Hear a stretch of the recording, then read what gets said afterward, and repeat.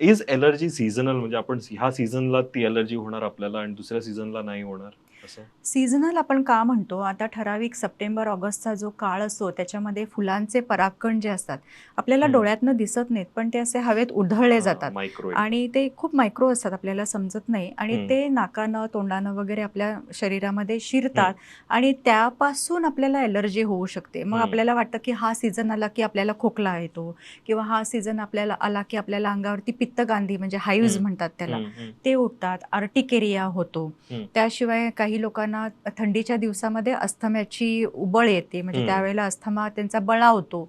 तर हा सीझनल फरक हा ह्याच्यामुळे होतो, की हं, एन्व्हायर्नमेंटल चेंजेस होत असतात. तुमचं शरीर ते सहन करू हं. शकत नाही. It becomes hyper sensitive and then reacts.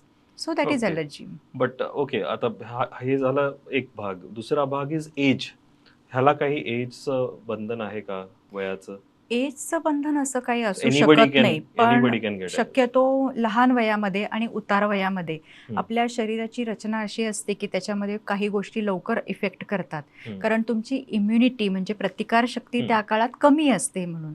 तर ती ओके. प्रतिकारशक्ती जी कमी असते म्हणजे तुमच्या अँटीबॉडीज कमी जर का असतील, तर ॲलर्जीचा प्रादुर्भाव जो आहे तो फास्ट होतो, लवकर हं. होतो.